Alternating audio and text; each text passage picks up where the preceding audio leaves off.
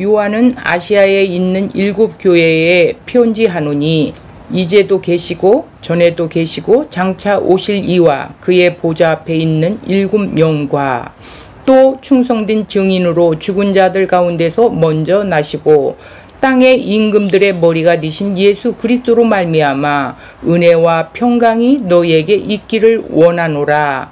우리를 사랑하사 그의 피로 우리 죄에서 우리를 해방하시고 그의 아버지 하나님을 위하여 우리를 나라와 제사장으로 삼으신 그에게 영광과 능력이 세세토록 있기를 원하노라. 아멘. 6절까지입니다. 우리가 1절에서 3절까지 두 줄을 걸쳐서 했어요. 그래서 1절에 예수 그리스도의 계시라고 그랬지요. 요한 계시록이지만 이 내용은 예수 그리스도의 계시다 그랬어요.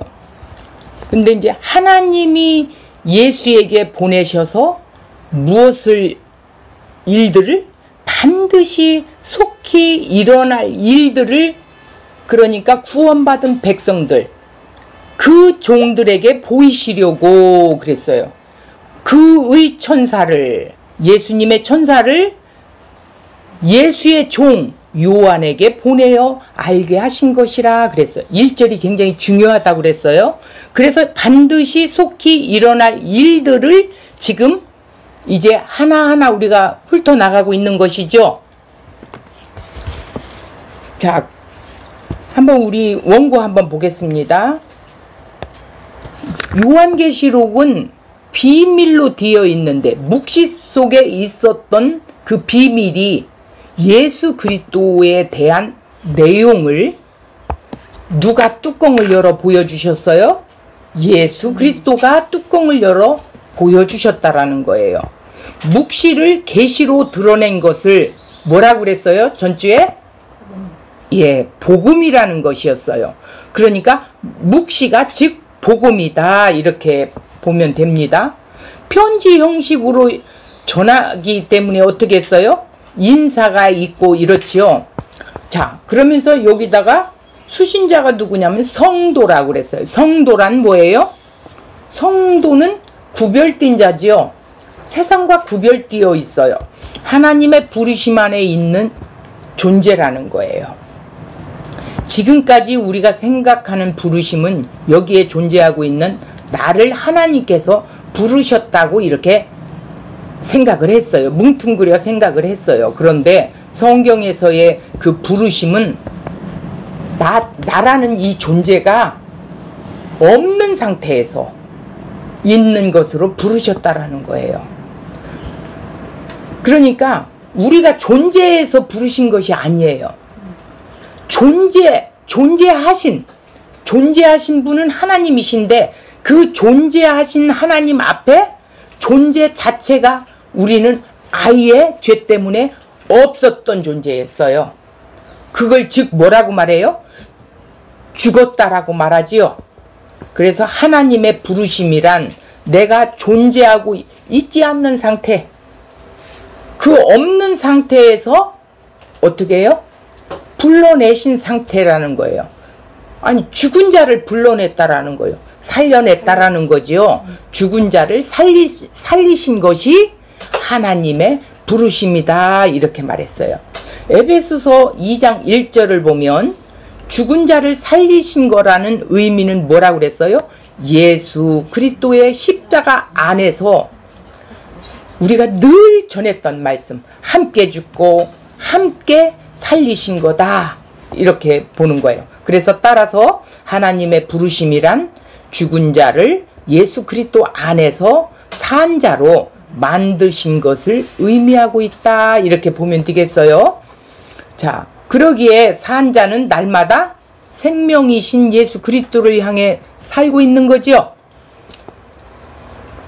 육에 속한 자는 자신이 찾아가고 영에 속한 자는 주님이 찾아오시는 거라고 그랬어요.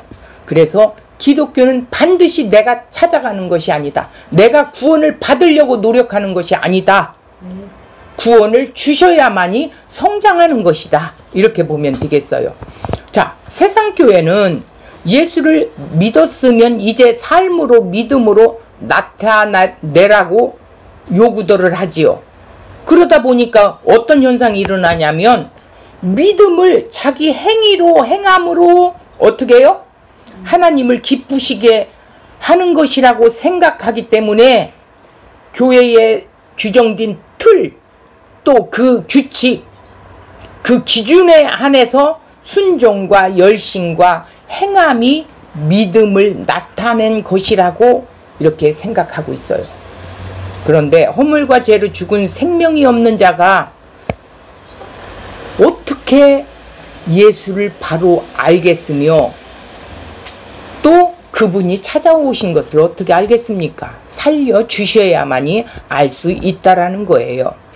그래서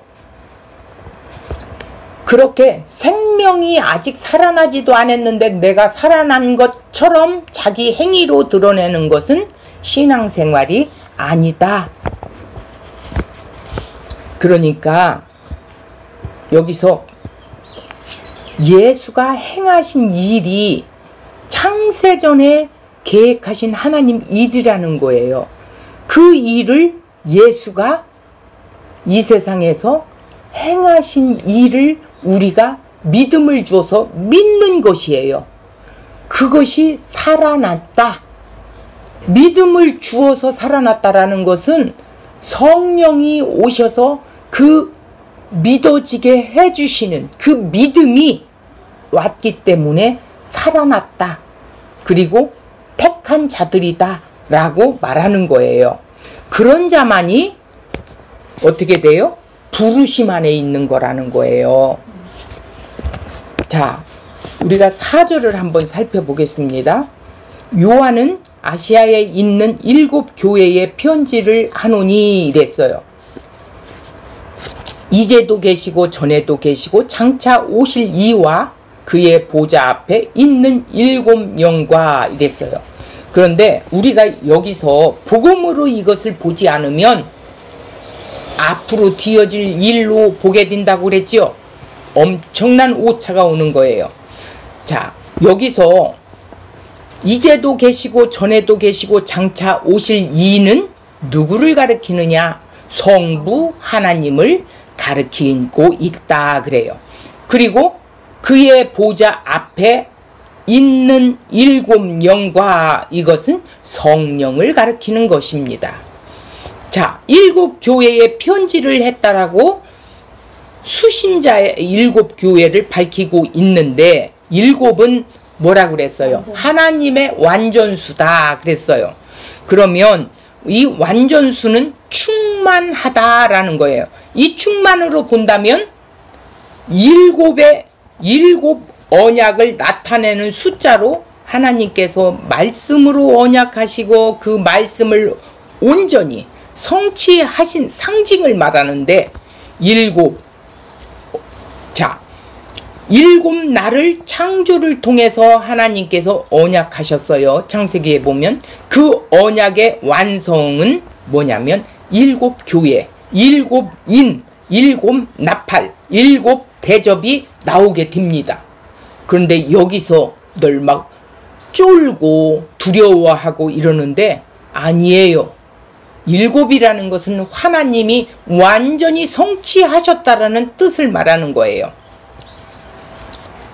자, 이렇게 7 교회, 7인, 7 나팔, 7 대접으로 설명하는 것이 계시록인데 이런 점에서 7 교회란 아시아의 7 교회만 말하는 것이 아니라 언약을 완전히 성취하신 예수 그리스도의 십자가를 통해서 발생한 교회들을 의미하는 거예요. 그래서 예수님이 머리로 하시고 그 지체가 된 것이 교회라고 말했지요. 자, 성경에서 7이란 언제나 완성, 완전함 말함으로 모든 교회에 대한 말씀이라고 우리는 봐야 되겠지요. 자, 모든 교회는 하나로 어떻게 봐야 돼요? 피로 값을 주고 산 그리스도의 몸된 교회라고 봐야 되는 거예요.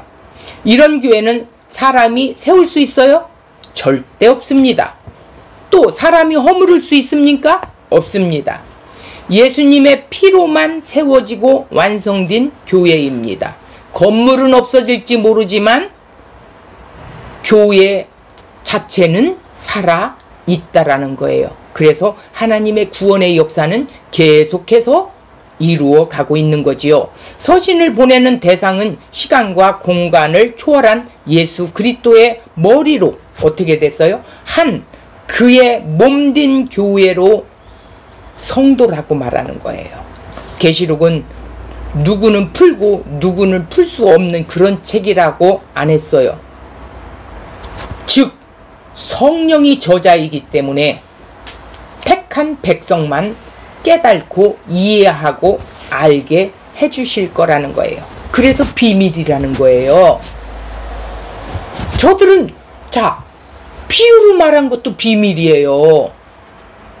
제자들이 뭐라 그랬어요? 예수님 보고 왜 예수님 어렵게 비유로 말합니까? 그랬더니 너희들한테는 이 비밀이 허락되었지만 저들에게는 허락되지 않았대요.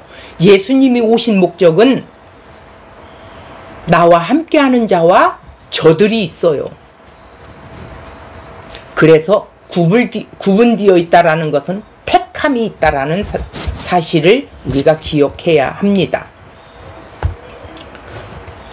그래서 뭐라고 해? 하나님 나라 비밀이 십자가를 통해 드러난 계시임을 인정하는 모든 성도에게 증거되는 것이 예수 그리스도의 계시다 이렇게 말하고 있어요.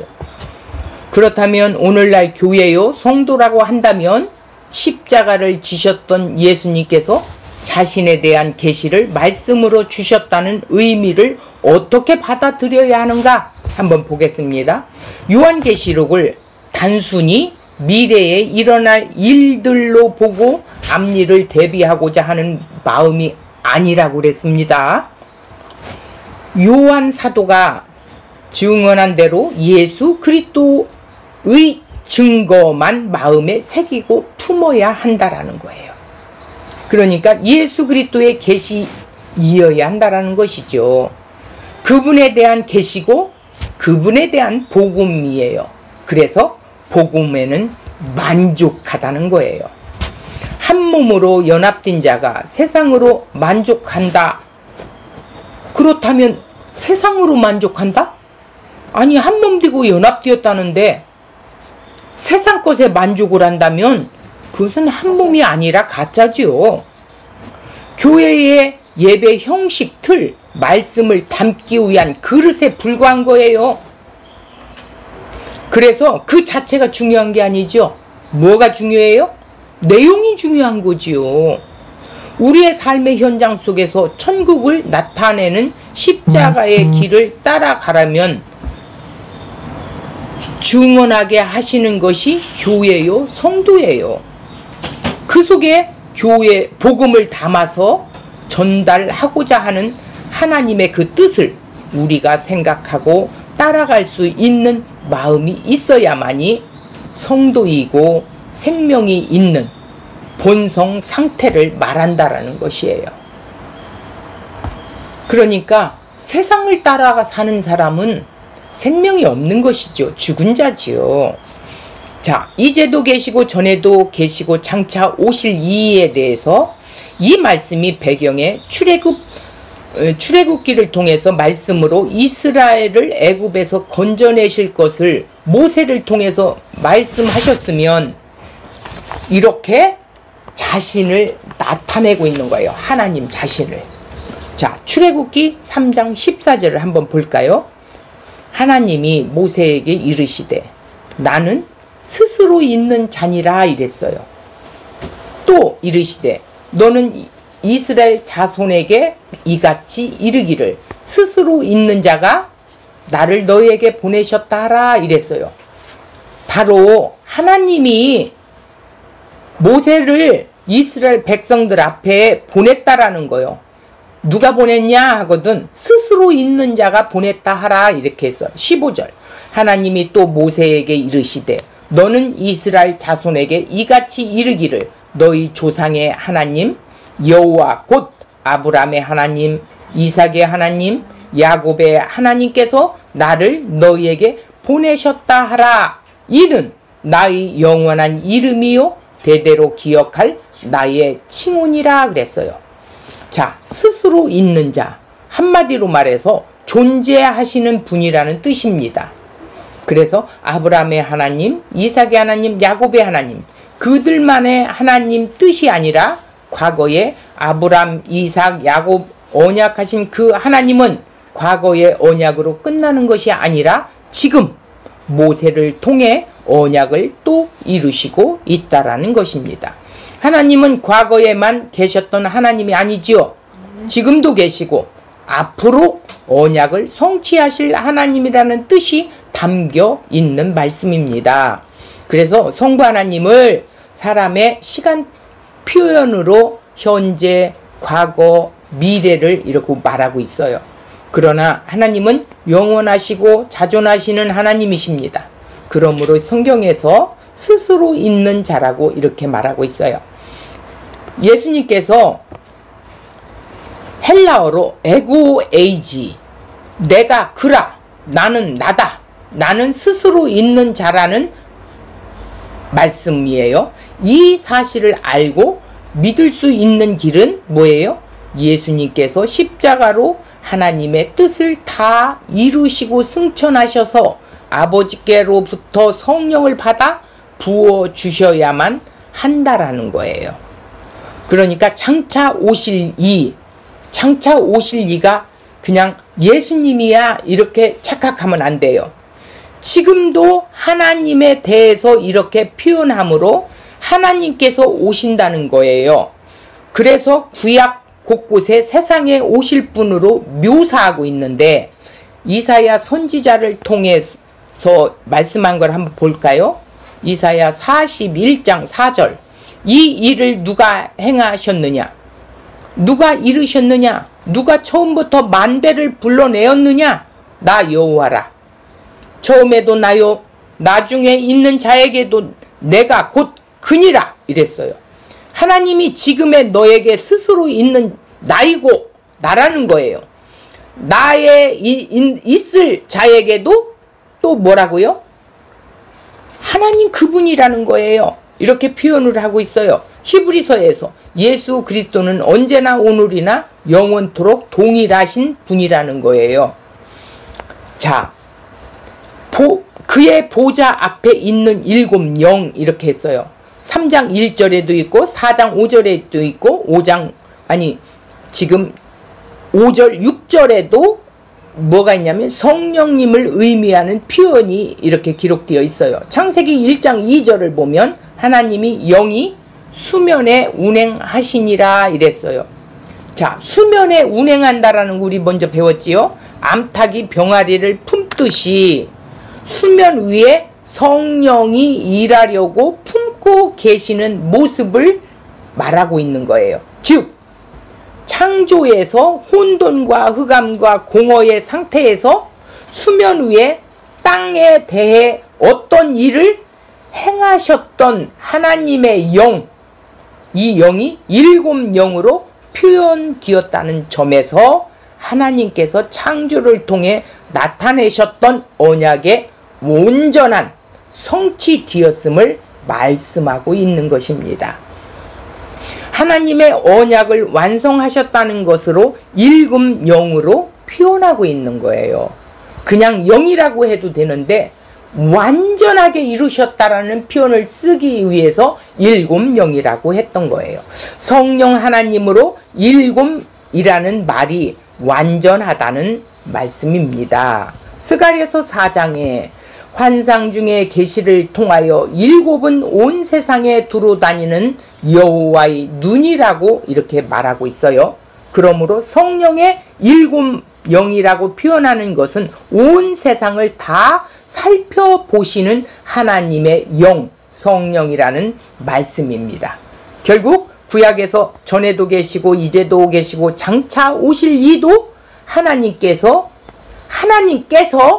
예수 그리스도로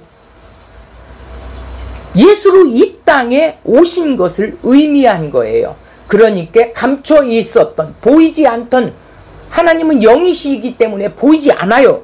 안 보이신 그 하나님을 보일 수 있도록 예수를 통하여 이 땅에 오셨다라는 거예요. 그래서 일곱 영 예수 그리스도를 나타낸 것입니다. 계시록 5장 6절에 보면 내가 또 보니 보좌에 네 생물과 장로 사이에 한 어린 양이 서 있는데 일찍이 죽임을 당한 것 같더라. 그에게 일곱 뿔과 일곱 눈이 있으니 이 눈들은 온 세상에 보내심을 받은 하나님의 일곱 영이더라 그랬어요. 그분이 십자가에 죽고 부활 승천하셔서 또 다른 보혜사를 보내신다는 그 보혜사가 되셨다는 것입니다. 그래서 자, 우리가 이제 5장을 들어가면서 성자가 일하시는 사역이 나와요. 자, 4장에서는 성부 하나님, 성령 하나님을 지금 이야기했어요.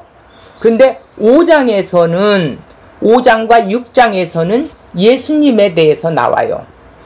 그 예수님의 성자의 사역의 세 가지가 나오는데 충성된 증인이 나와요. 죽은 자 가운데서 먼저 나시고 땅의 임금의 머리가 되신 예수 그리스도를 말하고 있고, 두 번째는 우리를 사랑했대요. 뭘로요? 그의 피로 우리 죄에서 우리를 해방을 시켰대요. 자, 세 번째는 그 아버지 하나님을 위하여, 아버지 하나님을 위하여 우리를 어떻게 했다고요? 택한 백성을 나라와 제사장으로 삼으신 것이라는 거예요. 그러므로 그에게 영광과 능력이 세세토록 있기를 원하노라 이렇게 했던 거예요.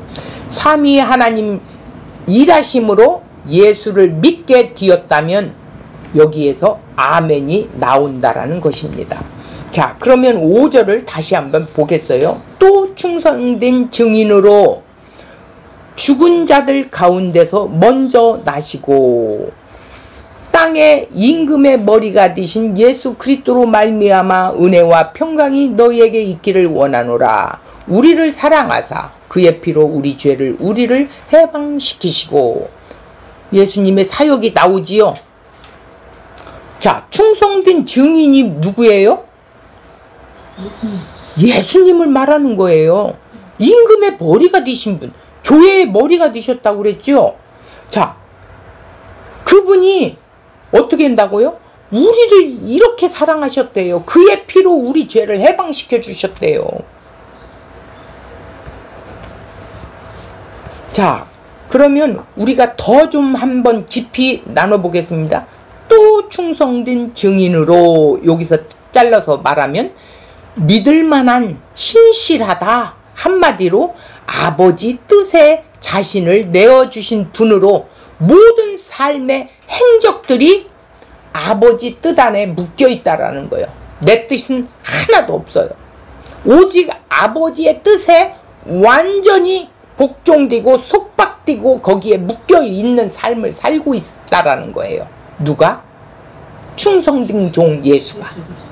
예. 그래서 현대판 가짜 예수는 이 세상의 필요를 채워주는 예수라는 것으로 생각하고 있죠. 이렇게 곡간과 필요를 채워주고 내 소원을 들어주는 예수로 열광들을 하고 있어요. 그렇게 막 기도를 하고 있어요. 왜 하나님이 살아계시다면 왜 이거를 안 해주세요? 좀 보여주세요. 이러면서 하나님 앞에 막 손가락을 올리고 그러지요. 자, 그 결과가 십자가에 어떻게 했어요? 죽음을 상징된 증인이라는 거예요. 그래서 이 땅에 오신 예수님은 아버지의 뜻을 채우시는 그리스도라는 거예요. 그래서 그분이 충성됨이 없다면 갈 수 없는 길이에요. 그 결과 십자가에 죽으셨죠. 예수님의 아버지의 뜻에 속박되고 세상을 정죄하고 심판하는 것이 증인이라는 거예요. 그리스도의 전생애가 충성된 증인이었어요. 오직 아버지만 증거했어요. 새 언약을 성취시킨 것이었음을 나타내고 있죠. 즉 그리스도는 자신의 생명을 드리기까지 하나님의 구속사역을 성취시킨 하나님의 충성된 종이다, 이렇게 요한이 기록한 거예요. 죽은 자들 가운데서 먼저 나시고, 자, 여기에서 예수님이 부활하셨어요. 먼저 부활하셨다라는 것은 뭐예요? 그리스도 안에 있는 자들, 죽은 자들 가운데 살려낸 자들, 그들의 부활을 암시하고 있는 말씀이죠.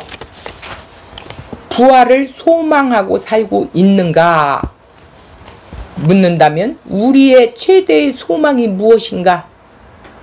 재림 때만 아니라 현재에도 천국이 임하는 생명의 부활을 하게 된 것이라는 거예요. 그러니까 빌립보서 3장 10절, 내가 그리스도와 그 부활의 권능과 그 고난에 참여함을 알고자 하여 그의 죽으심을 본받아, 이렇게 했어요. 자, 그리스도의 부활의 권능으로 인해 바울은 고난에 참여하였다는 것을 빌립보서에 기록하고 있죠. 부활이 없었다면 고난에 참여할 필요가 없지요. 고난, 십자가의 삶은 부활이 있었기 때문에 나아갈 수 있는 것이라는 거예요. 그리스도께서 부활하심으로 첫 열매가 되었다는 의미로 사용하여 그리스도께서 죽은 자들 가운데 대하여 주권을 소유하고 계심을 시사하고 있어요. 그래서 먼저 나시고 했어요. 먼저 나셨다라는 건 장자를 의미해요. 장자 한 분이죠. 그리고 우리들은, 구원받은 백성들은 아들들 복수로 쓰여 있죠. 자, 먼저 나신다라는 것은 장자라는 말과 같은 단어예요. 땅의 임금의 머리가 되셨어요. 땅의 왕의 통치자를 의미하고 있어요. 그리스도의 왕적 직분을 표현한 것으로 그리스도께서 만물 위에 뛰어나시고 모든 권세자를 지배하는 주권 통치자이시다라고 시사하고 있습니다. 자, 세상 왕들에게 존재라는 말씀과 같은 의미인데 시편 89편 19절 보겠습니다. 그때에 주께서 환상 중에 주의 성도들에게 말씀하여 이르시기를 내가 능력 있는 용사에게는 돕는 힘을 더하여 백성 중에 택함 받은 자를 높였으되 20절 내가 내 종 다윗을 찾아내어 나의 거룩한 기름을 그에게 부었도다, 이렇게 말씀했어요. 하나님께서 모든 대적을 다스리는 기름 부음 받은 왕으로 다윗을 세우셨다고 밝히고 있습니다.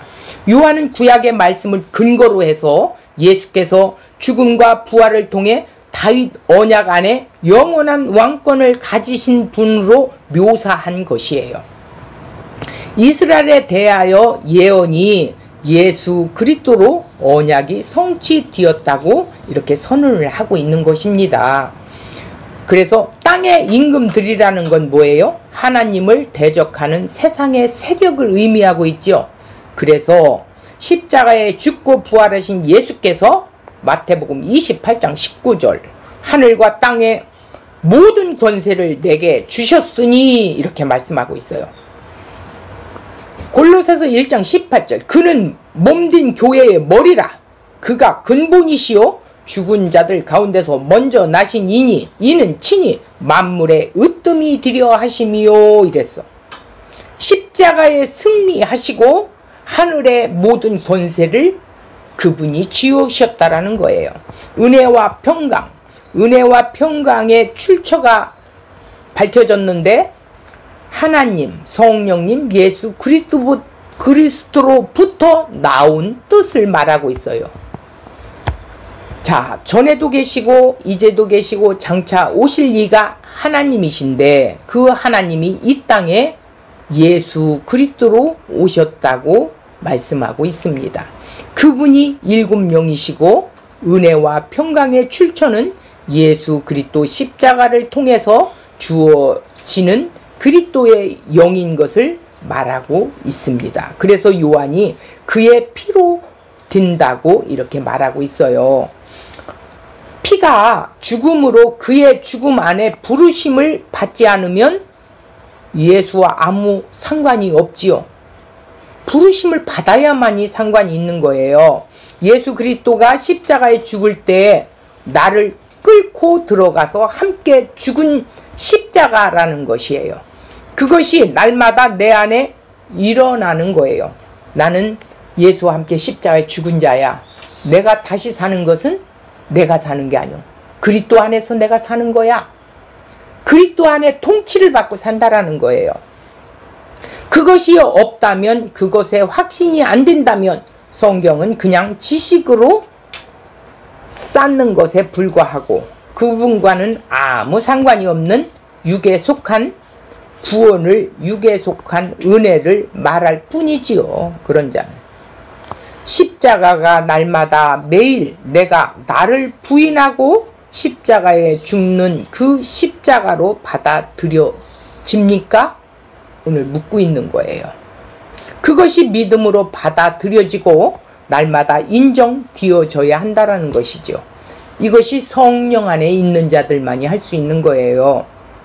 그러니까 네 십자가를 지고 네 자신을 부인하고 나를 따르라는 것이 뭐냐면 이것을 인정하고 받아들이는 거예요.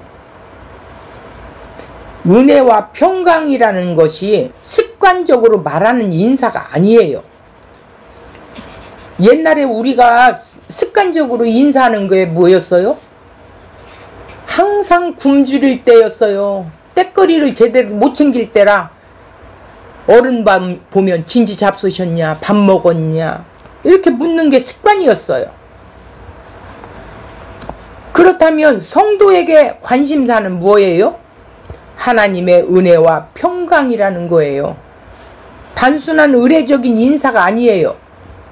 그의 피로 말미암아 자격 없는 자에게 무상으로 주어져 살게 하신 것이 뭐예요? 생명의 은혜이고 그 은혜가 베풀어진 상태가 평강이라는 것인데, 평강이라는 것을 말한다면 전쟁이 없는 상태, 갈등이 없는 상태. 우리 마음속에 갈등이 없어요. 세상 것과 영 것과 싸우는 것, 이 갈등이 날마다 죽어져야지는 거예요. 이럴 때 만족함이 온다라는 거예요. 즉 피의 은혜로 말미암아 한 몸 된 평강이 이루어지는 거예요. 그래서 이스라엘을 방문했더니 샬롬 샬롬, 그들은 습관적으로 샬롬 샬롬이야. 예수는 없어 그 속에. 그런데 하나님은 믿는데 그러면서 샬롬 샬롬해. 지금도 통곡의 벽에서 메시아가 빨리 오라고 벌써 와서 성취하셨는데 그러고 있어요. 이게 행위주의자들이에요. 정말 예수 그리스도를 나의 주인으로 모시고 산다면 평강합니까? 평안합니까? 인사를 이렇게 해야 된다는 거예요. 샬롬, 평강합니까? 은혜와 평강이 넘칠지어다.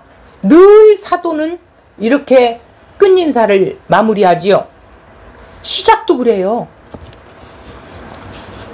자, 우리를 사랑하사 그의 피로 우리 죄에서 우리를 해방하셨다라고 말씀하셨는데 우리라는 게 뭐예요?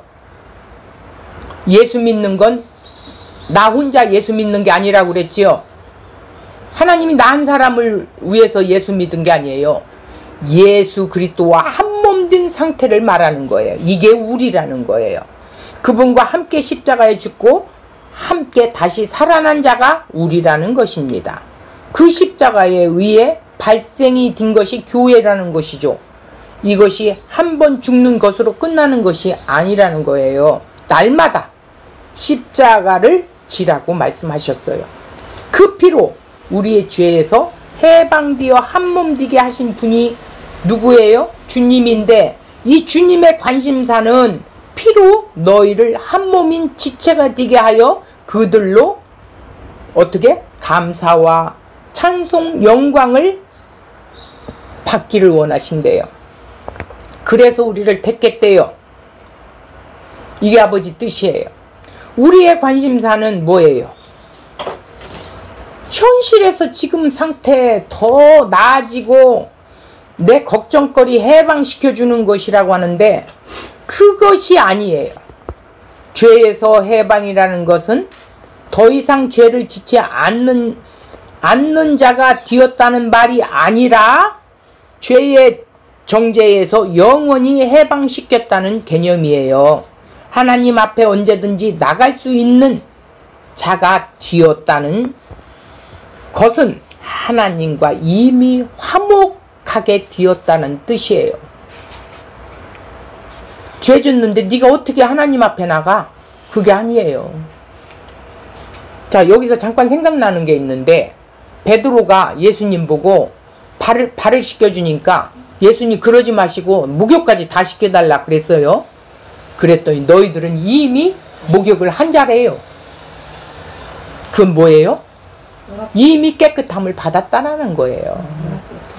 그러니 이제 서로 너희들의 허물을 씻어주라는 거예요. 근데 아직도 우리 자신의 자아가 있어서 자꾸 이 허물을 드러내게 되는데 우리가 이것들이 하나하나 죽어져 나가야 되는 것이겠지요. 자, 이래서 하나님과 우리는 화목제물이 되었습니다. 그 근거가 그리스도의 의로운 행위인 피지요. 자, 예수님의 의로운 행위만이 구원함을 받게 되는 거예요. 그 행위가 믿어지는 자들. 우리 행위로 갖고는 안 돼요. 예수 그리스도의 십자가 피에 의해 하나님의 사랑을 입고 부르심을 받아 죄에서 벗어남을 받은 자들입니다. 우리의 죄가 무엇인지 아는 사람만이 그의 피로 하나님의 사랑을 알게 되는 거겠지요. 그런 자가 어떻게 해요? 생명을 가진 자고 예수님의 피가 곧 생명이라는 거예요. 그런데 우리 죄를 모르면 어떻게 될까? 하나님의 사랑인 그 아들의 피를 구하는 것이 아니라 썩을 것을 구하게 되겠지요. 세상 것을 구하겠지요. 자기 자신의 죄를 모르기 때문에 그래요. 우리가 하나님 말씀과 성령의 역사로 죄가 무엇인지 안다면 예수 그리스도의 피로 죄에서 해방된 하나님의 사랑임을 알게 됩니다. 여기서 그냥 지식으로만 알면 안 되고 예수님이 죽기까지 피를 흘리셨어요. 우리 죄 때문에, 내 죄 때문에, 내가 죽어야 할 그 자리를 그분이 대신에 죽어주신 거지요. 이게 하나님 사랑이라는 거예요. 자, 6절에 또 주님이 행하신 일을 보겠습니다. 그의 아버지 하나님을 위하여, 하나님을 위해서 우리를 택한 백성을 나라와 제사장으로 삼으신, 나라와 제사장으로 삼았대요. 네가 하나님 나라래요. 제사장이래요. 자, 그에게 영광과 능력이 세세토록 있기를 원하노라. 아멘. 이랬어요. 자, 나라와 제사장. 평신도는 기름 부은 자가 아니라고 그러더라고요. 우리 그렇게 배웠어요. 목회자들만 기름 부음을 받았대요. 그래서 기름 부은 종에게 잘못하면 죄 받고 벌 받고 자식이 잘못되고 막 이런다고 막 외쳤습니다. 우리는 그런 줄 알았어요. 목회자만 성경을 아는 건 줄 알았어요. 왜? 우리는 보면 아, 글자는 검은 거고 책은 하얀 거고 이렇게만 생각을 했었어요. 그런데 눈이 열리고 보니 아, 내가 하나님 나라고? 내가 제사장이었구나. 제사장이 뭐예요? 기름 부음 받은 자예요. 자, 선지자, 제사장, 또 누구? 왕. 예수님은 이 삼직을 다 겸하고 계셔요. 우리도 예수님 안에 계세요. 내가 네 안에, 네가 내 안에. 예수님과 연합된 공동체예요. 그래서 나라와 제사장이라는 거예요. 하나님 나라가 누구예요? 예수님이 하나님 나라예요. 하나님 나라가 가까이 왔다 그랬어요. 뒤에 계신 예수님을 보고 세례 요한이 하나님 나라가 가까이 왔다 이랬어요. 심판 때가 가까이 왔다 이랬어요. 자, 그의 아버지 하나님을 위하여 무엇을 하셨냐? 그리스도의 구원 사역이 궁극적으로 하나님을 위한 것이라는 거예요. 구원 사역이. 에베소 1장 6절을 보니까 구원 사역이 삼위 하나님의 협동적 사역으로 수행되나 근원적으로는 성부 하나님께서 비롯되었음을 시사하고 있다. 그래서 나라와 제사장이라는 것은 이미 천국이 임해서 하나님 나라의 자체라는 거예요. 제사장들의 의미하는 것으로 그리스도를 머리로 하는 제사장의 집합제를 가리키는 거예요. 집합제. 자, 출애굽기 19장 6절을 보니까 너희가 내게 대하여 제사장 나라가 되며 거룩한 백성이 되리라 하신 말씀대로 온전히 예수가 성취해 놓으셨어요. 베드로전서 2장 9절 그러나 너희는 택하신 족속이요 왕같은 제사장이요 거룩한 나라요 그의 소유된 백성이니 이랬어요. 신자의 왕됨과 제사장됨을 시사하고 있죠. 왕이 곧 제사장이라는 뜻이에요. 제사장이란 의미를 한번 볼까요? 아브라함의 언약 속에 너를 축복하는 자를 축복하고 저주하는 자를 저주하겠다고 했어요. 그러면 아브라함을 제사장으로 언약의 제사장으로 세우진 것입니다. 그 언약의 의미가 무엇일까요? 아브라함의 언약을 인정하느냐 안 하느냐입니다. 아브라함의 언약이 주어진 아브라함의 존재는 한마디로 말해서 중보자라는 의미를 말하고 있어요. 우리를 제사장 삼았지요. 제사장이 뭐를 했어요? 중보자 역할을 했어요. 백성들의 죄를 갖고 양을 잡아 피를 뿌렸어요. 지성소에 들어가서. 자, 속죄 제물의 피, 죽음을 증언하는 자들이라는 거예요. 하나님의 의를 증언하는 자들이라는 거예요. 그리스도의 증인이라는 거예요. 하나님의 의를, 은혜를 아는 자로 예수가 그리스도의 의로우신 것을 증언하는 자들이라는 거예요. 제사장이 증거하는 것은 어린 양의 피를 증거하는 자들입니다. 이렇게 보면 되겠어요. 그러니까 우리가 제사장의 수행을 맡은 거예요. 어떻게 어린 양의 피를 증거하는 자들이 되어야 돼요. 그리스도의 피를 증거, 즉 예수님을 증거하는 자들이 되어야 된다라는 거예요. 우리가 하나님 나라 자체로 제사장으로 부름을 받았다는 뜻입니다. 영광과 능력이 세세토록 있기를 원하노라 아멘 이랬어요. 영광이라는 건 구약에서는 하나님의 임재를 영광으로 표현하였고 신약에서는 주로 삼위 하나님의 속성, 성품, 행하신 일들 속에서 드러내는데 사용되어 있어요. 하나님의 신적 속성과 성품에 관한 찬양과 공경, 그 의미를 함축한 거예요. 그래서 능력이라는 것은 인간이 갖는 권리가 내적 능력이 아니라 하나님의 주권적 통치, 능력을 나타내는 것을 말하고 있어요. 능력은 베드로전서 4장 11절 십자가에서 피 흘리신 죽음으로 왕국이요 제사장으로 삼으신 분께만 영광과 능력이 있습니다. 이렇게 말하고 있어요. 제사장이 되었다는 자체가 중요한 것이 아니라 제사장으로 왕국으로 삼으신 그분께, 그 하나님께 영광과 능력이 있다는 것입니다. 그 능력이 무슨 능력이에요? 피의 능력이에요. 십자가의 죽으심의 능력이에요. 그래서 우리가 지금까지 알고 있었던 복음은, 구원은 예수 그리스도 덕분에 내가 잘되고 이 땅에 복을 받고 죽어서도 천국 가는 그런 보험과 같은 복음이 우리 귀에 쟁쟁하게 들려왔었어요. 그러나 복음이 미래의 기쁜 소식이 아니라 복음은 현재 그분과 함께 사는 곳을 천국이라고 하고 있어요.